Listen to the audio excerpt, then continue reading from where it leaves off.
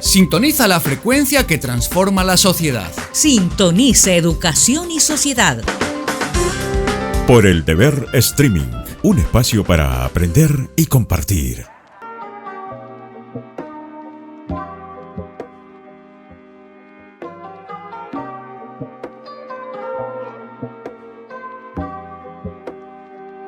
Amigos de Educación y Sociedad, gracias por estar con nosotros. Hoy estamos en este set con el doctor Edgar Butrón Ledesma.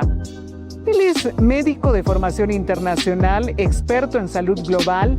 Además, comanda liderazgo e innovación en el tema de salud, es boliviano y es speaker del Congreso Internacional de Salud que nos concentra hoy, que lleva la Universidad Frans Tamayo.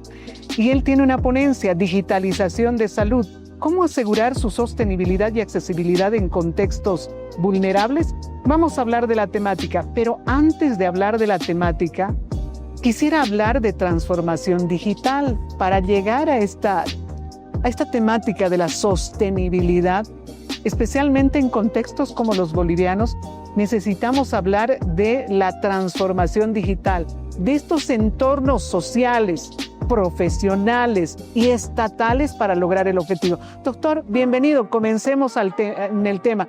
¿Cómo entendemos transformación digital en la perspectiva de la salud? Bienvenido. Gracias. Bueno, debemos entender transformación digital en el contexto de salud como un proceso de transformación realmente que atañe a todas las esferas. Entendiendo que la salud es un conjunto y suma de procesos, de determinantes sociales, de determinantes también administrativos, financieros y de la propia condición que esperamos de bienestar íntegro y integral de una persona. Entonces, cuando hablamos de transformación digital, hablamos de trabajar absolutamente sobre todos los procesos que están vinculados en la atención, en el cuidado y en el bienestar de un ser humano, de una persona como tal. Valga decir, no podemos pensar en transformación digital si de manera primordial no pensamos en la persona, en su salud, pero también no entendemos que para poder brindar este servicio hay otros servicios de apoyo como procesos administrativos, supply chain, cadena de abastecimiento, normas regulatorias legales también que atañen como un expediente clínico que forman todo el núcleo. Es un proceso integral para agilizar procesos, valga la redundancia, internos de atención. Y tiene 4 elementos en los cuales tiene que centrarse la transformación digital. Primero, se debe conceptualizar de base y debe estar liderada principalmente por centrarse en la persona, centrarse en el individuo. Segundo punto, como ya hemos visto, en los procesos. Tercer elemento, cuando hablamos de una institución que va a llevar un proceso de transformación digital, la cultura organizacional y los propios elementos culturales de la población a la que atiende. Y un cuarto elemento que viene después es la tecnología. Ligado todo esto de innovación. ¿Qué entendemos por innovación? Personalmente a mí me agrada mucho el concepto del MIT, que lo pone simple. Innovar es hacer que las cosas funcionen, hacerlas fáciles, hacerlas amigables y que tengan una secuencia de operación desde el momento en que empezamos a usarla hacia adelante con una mejora continua. Doctor, en esta transformación digital que debemos encaminar para, entre comillas, mejorar el sistema de salud, ¿qué rol juega la población? Estoy pensando en el tema de la aceptación, doctor, porque muchas veces hay gente que se niega a cambiar su forma antigua del relacionamiento, por ejemplo, en el caso del profesional médico. ¿Qué rol juega la población? Fundamental. Aquí podemos tocar el primer elemento de lo que se llama la gestión basada en derechos. Todo proceso que se lleve adelante tiene que cumplir con el primer paso de esa gestión basada en derechos, que es la aceptación. No podemos proponer nada para un beneficiario, para alguien que se va a beneficiar de un proceso de transformación, de una herramienta, de un sistema, si no es aceptada por ellos, por él o por ella como tal. ¿Y cómo hacemos que la acepten? Tenemos que hacerlos parte. Tenemos que llevar procesos integrales de desarrollo considerando sus particularidades, considerando su contexto y también respetando, en el caso de Bolivia vamos a hablar los usos y costumbres. Eso es muy fundamental. Si no hay esa aceptación, no va a ser sostenible en el tiempo. Doctor, muchos piensan que cuando hablas de transformación digital es tecnología, poner tecnología de último nivel en el tema de análisis clínico, quirófanos, etc. ¿Qué entendemos en el rol del Estado para hablar de transformación digital? ¿Por qué llego a este tema? Porque muchos dicen es costoso, que comprar nueva tecnología es costoso. ¿Qué rol juega el Estado? Una yapita más en esta pregunta, doctor. Por ejemplo, el tema de normativas legales para implementar la inteligencia artificial en contextos no solamente médicos, sino profesionales. Necesitamos legislaciones que nos acerquen al individuo desde una perspectiva ética, de un manejo adecuado. Por ese lado va mi pregunta de qué rol juega el Estado. Y el Estado entendida no solamente por el Ejecutivo y el Legislativo, sino por incluso gobiernos subnacionales y quienes lideran la cosa estatal. Excelente pregunta. Bueno, vamos al concepto de gobernabilidad. Gobernabilidad, y lo voy a decir con mis palabras, es ese proceso consultivo en el cual la comunidad, el individuo, junto con los gobernantes, en este caso el liderazgo, se comunican, coordinan y ven opciones que son las más adecuadas para su bienestar, ¿correcto? En este sentido, ¿cuál es el rol del Estado? Primero, la norma. ¿La norma en base a qué? A procesos y procedimientos claros. Vamos a ser sinceros, o sea, ya todo está escrito, no vamos a inventar nada. A nivel internacional, la Organización Mundial de la Salud y otras instancias centralizadas y descentralizadas de cooperación internacional ya han trabajado muchos procesos en países vulnerables como en países desarrollados y muy desarrollados, vamos a decirlo así. Entonces, ya hay norma internacional que lo que puede hacer el país es contextualizarla, o como se llama a nuestro contexto, es armonizar de acuerdo a lo que necesitamos. Ese es el primer paso, procesos y procedimientos armonizados.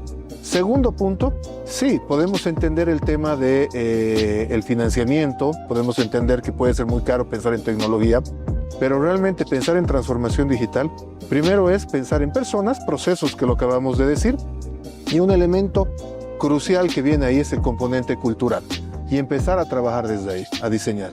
Existen elementos de programación muy sencillos que se puede llevar en el país, simplemente estableciendo lineamientos, procesos de programación que se puede hacer hasta con herramientas muy simples de ofimática y que podemos empezar a funcionar así. Existen elementos en los cuales ya tenemos sistemas, correcto, diseñados, y en los cuales debemos invertir en interoperabilidad de los sistemas. ¿Qué es interoperabilidad? Es tener dos sistemas que tienen distintos datos, pero que en una manera para generar un valor agregado se necesitan, porque el dato A con el dato B me dan un análisis con el cual yo puedo tomar decisiones en pro de la salud de la población. Entonces es donde tenemos que empezar a trabajar mucho más detallado.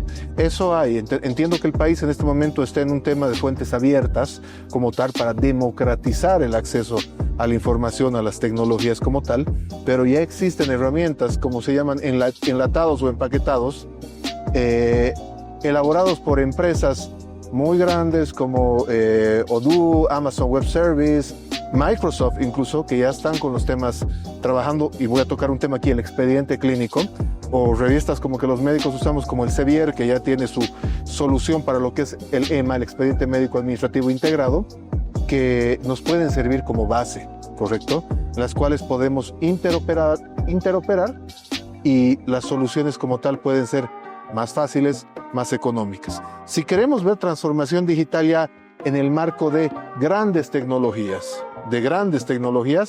pues la norma también ya está dada. En salud tenemos el primer nivel, el segundo nivel y el tercer nivel, ¿correcto? Y cada nivel trabaja a un nivel tecnológico que le corresponde, de acuerdo a su capacidad diagnóstica, de acuerdo a su capacidad resolutiva. Entonces, ¿qué es lo que hace falta en este momento? Llevar y desarrollar los procesos y procedimientos adecuados que se requiere para esto, darle la oportunidad a la población de que pueda acceder a estos servicios, siempre conociéndolos, siendo informados, porque ese es otro tema. Genera miedo. Todo lo nuevo siempre genera miedo. Hay que informar hay que comunicar, hay que enseñar también en este sentido. Y como un elemento adicional en este sentido de lo que el Estado debe hacer, sí, va el financiamiento, ¿no? Pero estados altamente vulnerables que han logrado revertir elementos elementos sociales de crisis complejas muy fuertes como Ruanda, recordemos el genocidio de 1995, hoy en día se han vuelto potencias en el marco de transformación digital, porque han articulado el componente público con el componente privado, con el componente local, comunitario o de la población in situ. Miren, qué interesante lo que está diciendo el doctor, especialmente en las antesalas de elecciones presidenciales, en la antesala de la presentación de propuestas electorales. Estos deberían ser temas que deberían abordar precisamente esas propuestas si pensamos en la perspectiva de un cambio en el sistema de salud. Le pondremos el cherry en la torta. Y el cherry en la torta se llama alfabetización digital. Tenemos generaciones marcadas en el país, unas que han vivido en un sistema no digital, otros que han convivido con la transformación digital y otros que no conciben en nuestro país su vida sin la tecnología. Y buena parte de esos jóvenes son los millennials y centennials que hoy se están formando o están llevando la tecnología en la medicina y no conciben la misma sin la tecnología. Y sus pacientes o parte de sus pacientes son analfabetos digitales. ¿Qué rol juega la sociedad, la academia y la propia gente en este sentido?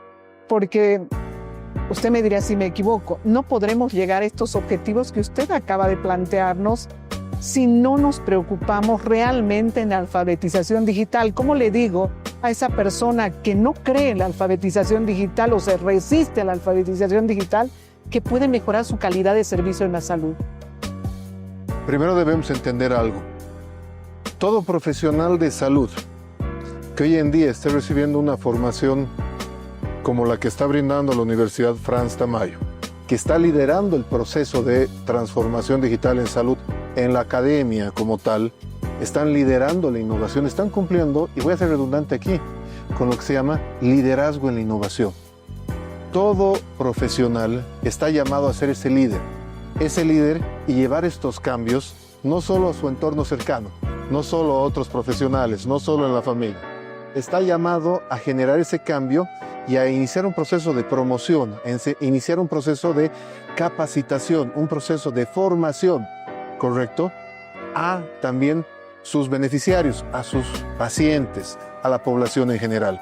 Eso es algo muy importante. Cuando hablamos de liderazgo en la innovación, no solo es llevar y decir, esta es la tecnología, le voy a sacar una foto, nos va a dar un resultado rápido.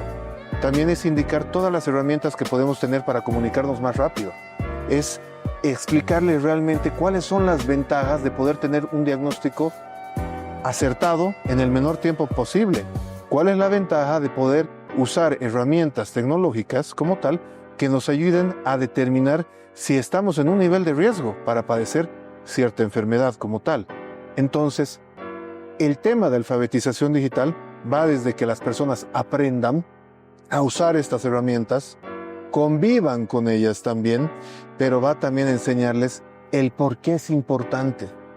Porque recordemos, también en salud, lo que se dice, el propio paciente es parte de su propia solución.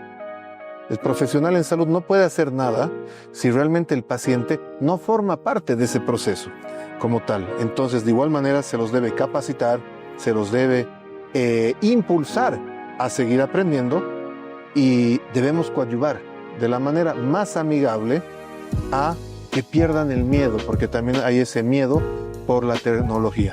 Recordemos que el principio de equidad es muy importante. No puede haber transformación digital en salud si no hay equidad. Debe llegar a todas las personas, de todas las clases sociales, de todos los estratos. La OMS lo dice así, de todos los países del mundo, sin importar y sin distinción de raza, sexo, religión, como tal. Doctor, muchísimas gracias por estar con nosotros. Miren, si queremos avanzar, si queremos hacer sostenible esta transformación digital, como dice el doctor, son estos elementos que hay que abordar. Hay cosas que cercanamente la academia lo está abordando. Motivos de encuentro y motivos de este congreso. Hay otras responsabilidades que tiene que impulsarle el Estado. Es envidiable ver que Chile, por ejemplo, ya tiene una ley de inteligencia que norma la inteligencia artificial. Colombia está trabajando en ello, Perú está discutiendo la temática. ¿Y cuándo le va a tocar a Bolivia? No esperemos que el tema se imponga, sino impongamos nuestros preceptos éticos para normar precisamente esta tarea. Doctor Butrón, muchísimas gracias. Amigos con Educación y Sociedad, retornamos la próxima.